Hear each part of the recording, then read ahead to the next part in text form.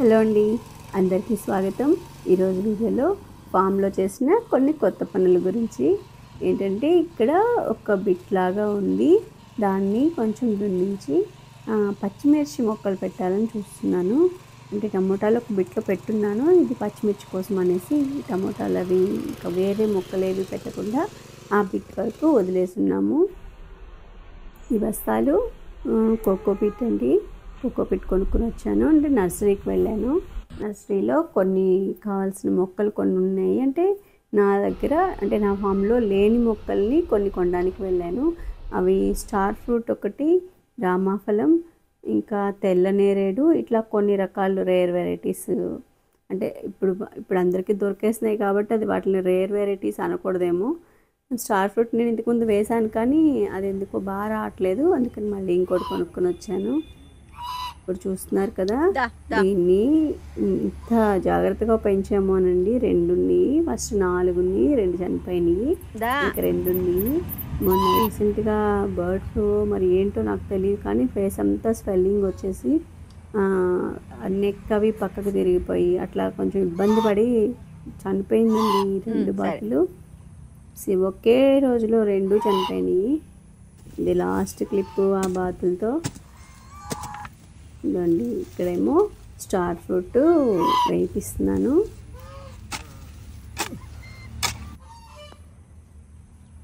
ఏంటంటే అక్కడ డౌన్గా ఉండడంతో మట్టి పైకి పెట్టించి చెట్టుని కొంచెం ఎత్తుగా నాటిస్తున్నాను. ఏంటంటే ఊటెక్కినప్పుడు చనిపోతున్నాయండి కొన్ని చెట్లు, అట్లాగే సపోటా చెట్లు కూడా డౌన్లో ఉండే వరకు చనిపోయినాయి. అంటే వాటర్ ఎక్కువగా తగిలే చెట్లు చనిపోతున్నాయి. అందుకనేసి నేను దీన్ని మిట్టగా ఉన్న ప్రాంతం లాగా చేసి అప్పుడు వేయించాను ఈ చెట్టుని.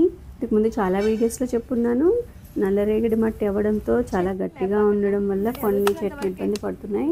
దానికోసం అనేసి కొంచెం ఇసుక కలిపి లాస్ట్ వీడియోలో నేను ఆ బిట్ని నేను యాడ్ చేస్తున్నాను. ఇసుక కలిపి ఆ మట్టిలో కొంచెం లూజ్ అంటే గుల్ల మట్టిలాగా మార్చి దాంతో నేను చెట్లు వేయిస్తున్నాను ఈ మధ్య. స్టార్ ఫ్రూట్లో కూడా 2 కలర్స్ ఉన్నాయటండి, నాకు ఈరోజు నర్సరీలో తెలిసింది. నేనైతే ఇది గ్రీన్ ఒక్కటే తీసుకుని వచ్చాను.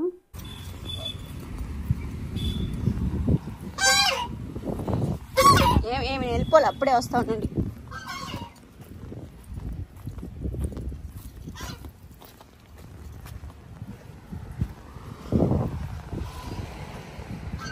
బయట మా రిలేటివ్స్ వాళ్ళు సీడ్స్ తిని ఏదైనా ఫ్రూట్స్ అవి తిని వేసినప్పుడు కుండీల్లో వేసిన మొక్కలు కొంచెం బాగా పెద్దయ్యాయి, చెట్లు తయారయ్యాయండి. వాటిని తోటలో వేసుకోమని నాకు పంపించారు. వాటిని తీసుకురావడానికి వెళ్తున్నాను. తోటలో ఇక్కడ బత్తాయి, కమల అట్లాంటివన్నీ వాళ్ళు తిని వేసిన ఇత్తనాలతో పెంచారు వాటిని. ఇక్కడ ఇదేమో నేరేడు మొక్క అండి, దీన్ని నేను ఒక ప్రయోగం లాగా చేస్తున్నాను. ఫస్ట్ ఏమో నల్లరేగడి మట్టి వేయించాను, అదే పొలంలో మట్టి వేయించాను. తర్వాత మళ్ళీ ఒక వరుస ఇసుక మట్టి వేయించాను. తర్వాత మళ్ళీ ఆకులు వేయించాను ఒక వరుస. తర్వాత దాని మీద మళ్ళీ గట్టి మట్టి అంటే పొలంలో ఉండే మట్టిని వేయిస్తున్నాను.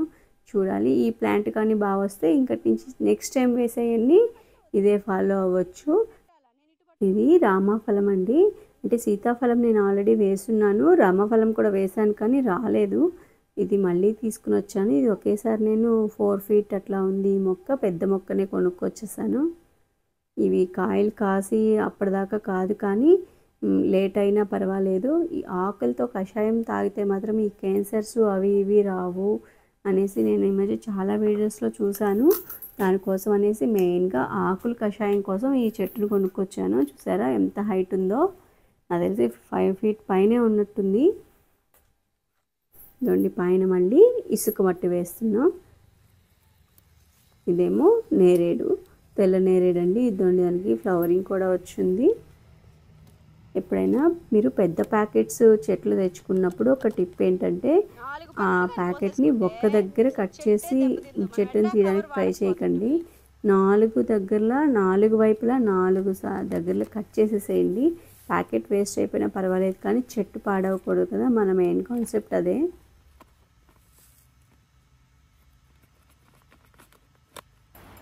నేను ఇంతకుముందు కూడా ఒక నేరేడు మొక్కను పెట్టున్నానండి. అది మామూలు నేరేడు, వైలెట్ కలర్ ఉంటుంది కదా అది. ఇదేమో తెల్ల నేరేడు అని చెప్పి ఇచ్చారు. అంటే ఇంకొక వెరైటీ కూడా ఉండాలనేసి నేను వేశాను. చక్కగా ఉందా? ఈ ప్యాకెట్స్ చాలా బరువు ఉన్నాయండి.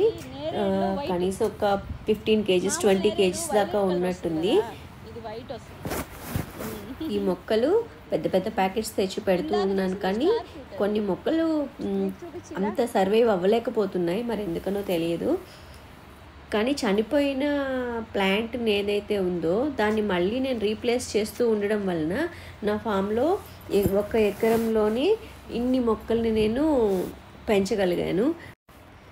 నేను ఒక వీడియో చూశానండి ఈ మధ్య. పుల్లటి మజ్జిగలో అల్లం, వెల్లుల్లి, పసుపు, ఇంగువ అన్నీ కలిపి ఒక మెడిసిన్ తయారు చేయడం చూశానండి.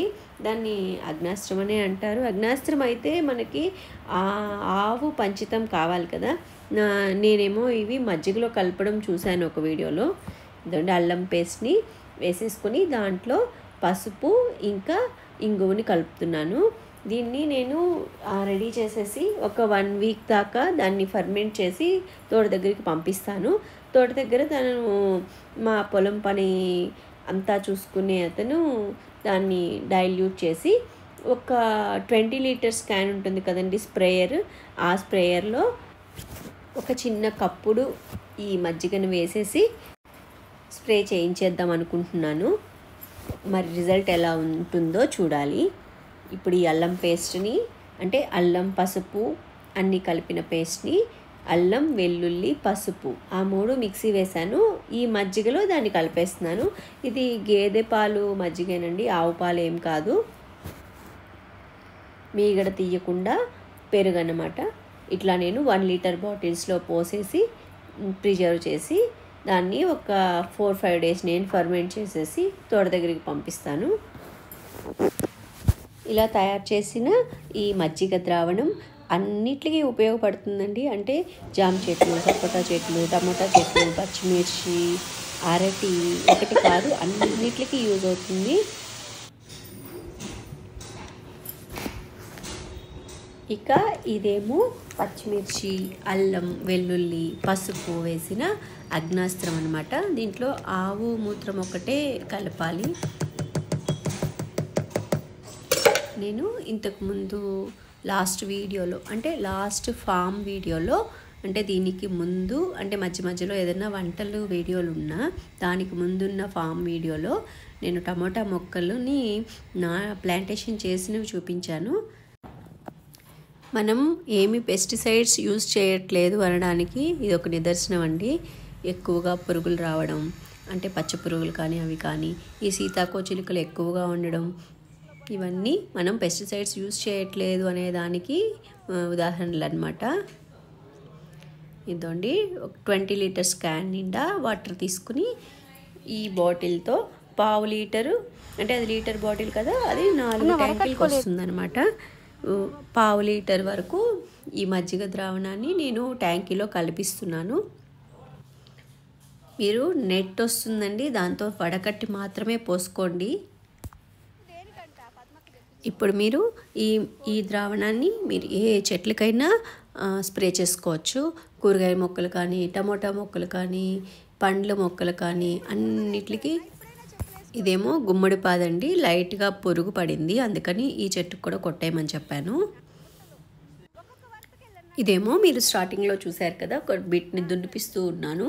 దాంట్లో పచ్చిమిరపకాయ నారు నాటాము. దానికి నాటేది వీడియో తీయలేదు, కానీ నాటిన తర్వాత ఆ మట్టి మీదంతా నేను ఆ మజ్జిగ ద్రావణాన్ని స్ప్రే చేయించేస్తున్నాను. ఈ పక్కనున్నవి మల్లి చెట్లు, అంటే కాగడా మల్లి అంటారు కదా, అవి ఆ పువ్వుల మొక్కలకి అన్నిటికి కొట్టించేస్తున్నాను. ఇలాగే నేను ఎగ్ అమైనో యాసిడ్ కూడా చేశానండి. అది కూడా మన తోటలో మన పంపర పనస, నిమ్మ, ఏ నిమ్మ ఉంటే ఆ నిమ్మ అనమాట, అట్లా ఆ నిమ్మకాయలతో నేను ఒక అమైనో యాసిడ్ తయారు చేశాను. అది నెక్స్ట్ వీడియోలో చూపిస్తాను.